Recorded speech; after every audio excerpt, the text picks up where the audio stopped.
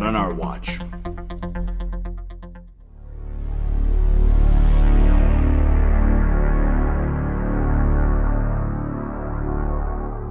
This is Jason Van Tatenhove here with Joe Biggs of Infowars, who was in Ferguson this week. Joe, can you tell us a little bit about what happened and your interaction with the Oath Keepers that is now being blown completely out of proportion, and it seems to be they're really trying to demonize both Infowars and Oath Keepers. Can you tell us about what happened? Yeah, so I found out about what was going on in Ferguson, and much like I do on most trips, I usually call somebody that I know that's going to be on the ground. I met a lot of those guys last November in Ferguson, and I called those guys up and said, hey, what's been going on? What have you heard? I know you guys live in that area. You got your ears to the ground. You probably know better than me. And they're like, oh, yeah, it's kind of heated up on Sunday. A couple of reporters were beaten up.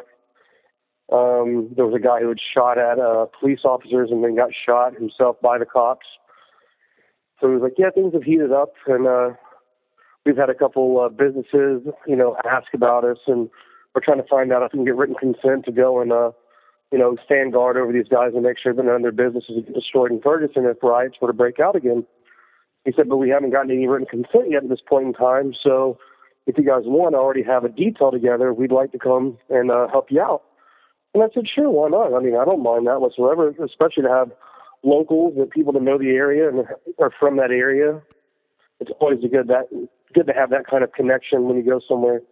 And then also to have the protection as well, just so I can keep my focus on reporting and not have to worry about whether or not some kid's going to run up behind me and hit me with brass knuckles or shoot at me. So these guys, with the greatest intentions, volunteered their services to come help, and I greatly appreciate it, and I accepted their invitation. So we went out Monday night. When we went out the first night, people were kind of shocked to see, guys with guns. And there was a couple of people who started yelling, but overall, once we crossed the street right across from the McDonald's on West 4th in Ferguson, the Oath Keepers and I opened up a dialogue and began having conversations with people. There were a lot of members of the Oath Keepers who were talking to Black Panthers. There was no yelling, there was no screaming, there was no hatred. It was people learning from one another, talking about government, talking about taxes, talking about the Second Amendment. There's just a few people out there that just, for some reason, have a thing against the Oath Keepers and Infowars, and they got on Twitter and started spreading lies saying that these racist white supremacists were out there, and all they wanted to do was, disrupt the peaceful protests that were going on.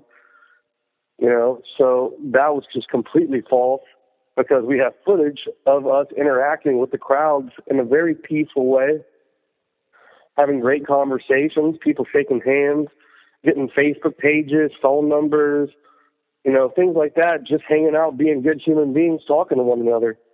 And for some reason, like I said, some people decide to blow that out of proportion because, white people with guns coming into a black neighborhood with intentions to help the protesters and with intentions to help small businesses in that area. It doesn't fit the mainstream narrative that's trying to be pushed, that there's this race war, that whites hate black people and black people hate white people, which is completely and totally out of control, because I have a whole lot of black friends in numerous states, and they're always like, why do people keep saying there's a race war? Like, the fact that me and you are sitting here right now at a restaurant talking, and we're allowed to both be here, and there's no problem, shows that there's been tons of progress as far as racial relations concerned between whites and blacks in the U.S. And you speak to a lot of these older black people, like I did this morning when I checked out of the hotel. As soon as I walked out of my room, the lady who was the janitor who had been cleaning up out in the hallway, she goes, oh, you're that guy from TV. You're the Infowars and Oath Keepers. She's like, we're glad you guys came out there. That's really awesome. She's like, there's a lot of black-on-black violence in our town, she says, but the only thing that people talk about are the small amounts of police officer violence on unarmed civilians. She's like, there's really other bigger problems going on. And I was like, well, man, that doesn't fit the narrative that they're trying to push right now. So most of the people don't really see what's going on. You just have CNN and Fox News and all these people, Salon, Mother Jones, that want to push these lies all the time, saying that there's this, all-out race war that's about to break out because everyone hates each other, and it sparks these fake movements, and it's just ridiculous. Joe, do you think that there's a bigger program in place here to demonize both Infowars and Oath Keepers? It seems that they are continuously being demonized as organizations. Do you think it's because we're having more of an impact and they're trying to stifle that impact?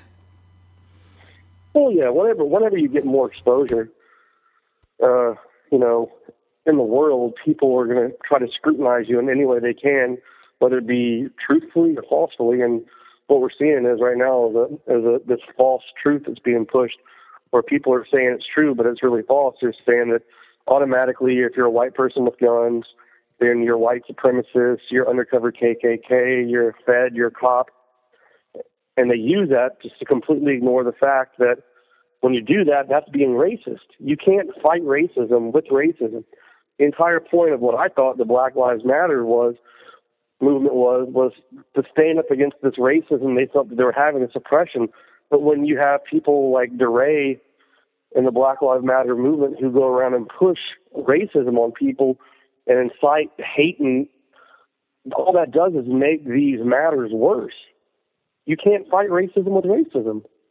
You can only fight it with love and learn to accept people and move on. Absolutely. Well, Joe, I want to say thank you for the great work you're doing there at Infowars. I watch you guys regularly, and your support coming out to help clear up the misconceptions that were put out yesterday. I just want to say thank you for all that you're doing. And is there anything else you want to add before I let you go? Just for people to do research, man. If you want to look at something to find out what's really going on, don't take someone's Twitter account just because someone's out there tweeting out stuff and they have a lot of followers doesn't mean that they're a subject matter expert on something. A lot of people see these people in these different movements and they just take whatever they say to be true. But I've been out here at Ferguson numerous times, Baltimore, Cleveland, Cincinnati, wherever there's been something. And I'm not seeing the hate that what you see when you turn on Fox News and CNN. And what the Oath Keepers are doing, what Infowars is doing, is positive work. We're here to help people. There's no race involved whatsoever. All we do is we see people for their character. People are asking, are there any black people in Oath Keepers? I was like, from what I've heard, there is. There's a very diverse group of people in multiple chapters. I was like, no one really cares. And I think that people need to, like I said, just kind of get out there, look into things for themselves before judging so quickly. All right. Well, thank you so much, Joe, and we'll let you get back to work. I know you got quite a schedule. So thanks again for taking the time out to talk with us. All right, thanks.